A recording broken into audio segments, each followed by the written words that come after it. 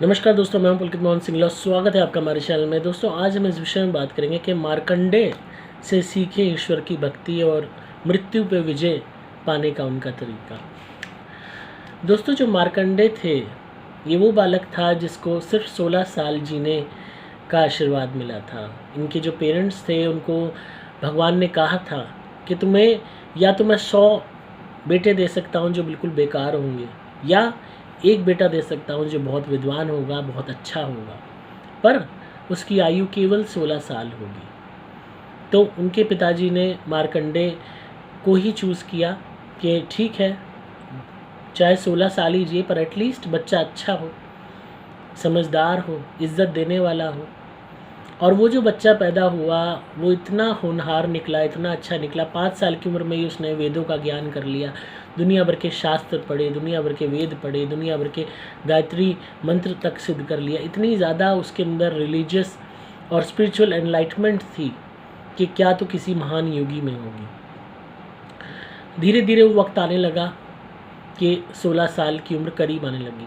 उसके माँ बाप मायूस होने लगे, परेशान होने लगे, दुखी होने लगे कि अब तो इसके जाने का वक्त आ गया, अब तो ये हमें छोड़ के चला जाएगा, जैसा कि भगवान ने कहा है। जब वो 16 साल का होने ही वाला था, हो ही गया था अप्रॉक्स, तो यम देवता आए उनको लेने के लिए, मार्कंडेय को। तो मार्कंडेय जी ने एक शिवलिंग का निर्माण किया था और वो अक्सर उनकी पूजा किया करते थे, भोलेनाथ के भक्त थे। तो जब यम देवता आए तो उन्होंने उन्हें पुकारा कि अब चलो तुम साथ हमारे, ले जाने का प्रयास करा। पर मार्कंडेय ने शिवलिंग को पकड़ लिया कि मैं नहीं जाऊंगा, मेरे भोलेनाथ मुझे बचाएंगे। उससे पहले ही उन्होंने अपने माँ बाप से पूछ लिया था उनकी उदासी का कारण। तो उनके माँ बाप ने बता दिया था कि तुम्हारी उम्र सिर्फ 16 साल है। तब उन्होंने अपने माँ बाप को यह आश्वासन दिलाया था कि आप चिंता मत कीजिए, मैं खूब जीऊँगा, मैं नहीं मरूँगा, मेरे भगवान मेरे साथ हैं, मेरे शिव जी मेरे साथ हैं, मेरी रक्षा करेंगे। तो उस शिवलिंग को उन्होंने पकड़ लिया जब उन्होंने देखा कि यम उन्हें लेने आए हैं। और तब भी जब यम ने प्रयास करना चाहा ज़बरदस्ती ले जाने का, तो शिवलिंग में से भोलेनाथ शिव जी प्रकट हुए और उन्होंने यम को भगा दिया, उसको दूर कर दिया, ये कह के कि इस पे मेरी कृपा है, मेरा भक्त है और इसको तुम अभी नहीं ले जा सकते, ये लंबी आयु का वरदान मैंने इसको दिया और ये जिएगा। इस कहानी से क्या हमें सीख मिलती है? हालांकि इस इंसिडेंट के बाद मार्कंडेय का नाम यूँ कह लीजिए मृत्युंजय पड़ गया था, क्योंकि इसने मृत्यु पे विजय पाली थी।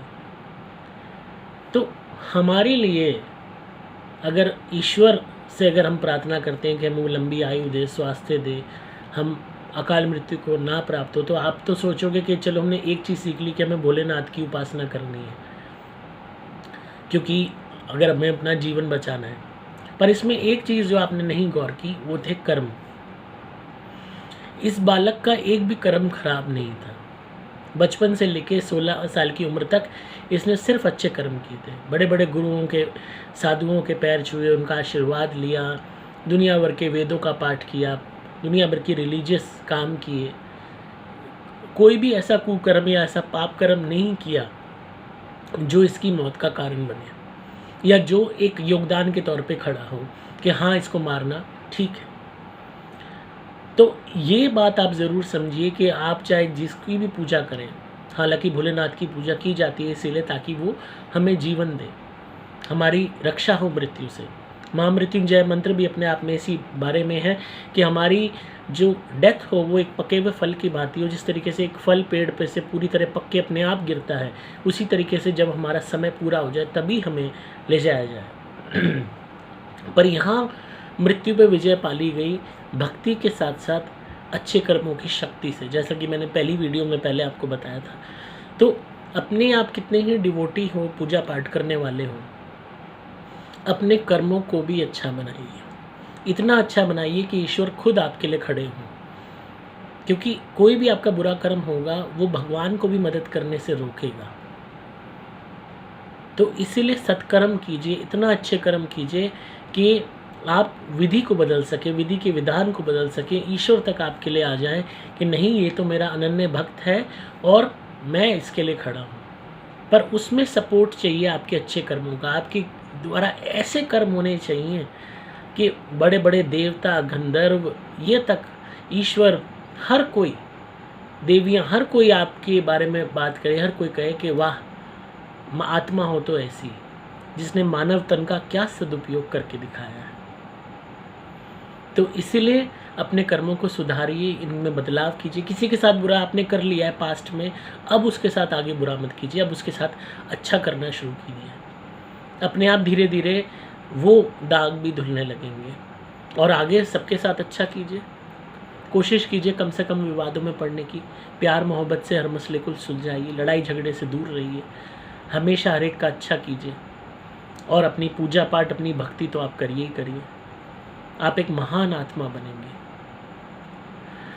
तो आई होप आपको आज की वीडियो पसंद आई होगी। तो इसी तरह सुनते रहिए, प्यार देते रहिए, सब्सक्राइब कीजिए चैनल को, ताकि आपको पारलौकिक और आध्यात्मिक दुनिया का ज्ञान मिलता रहे। अगर आप किसी भी नेगेटिविटी या भूत प्रेत व्याधि से परेशान हैं तो आप मेरी धुनी मंगाइए, सुपर प्लैटिनम या सुपर स्पेशल एक्स्ट्रा घर में जलाइए, आपको कमाल के रिजल्ट्स मिलेंगे। आप मेरे द्वारा अभिमंत्रित कवच या लॉकेट भी धारण कर सकते हैं अपनी रक्षा के लिए। मेरे द्वारा क्रिया वाले नारियल मंगवा के उनसे उतारा कर सकते हैं। उससे कोई भी रोग होगा, पुरानी से पुरानी नज़र हाय होगी, भूत प्रेत व्याधा होगी, वो भी हट जाएगी। आपको सिंपली मोबाइल नंबर 8130331007 पे संपर्क करना होगा। डिस्क्रिप्शन में आपको डिटेल्स मिल जाएंगी। मैं हूं आपका दोस्त पुलकित मोहन सिंगला।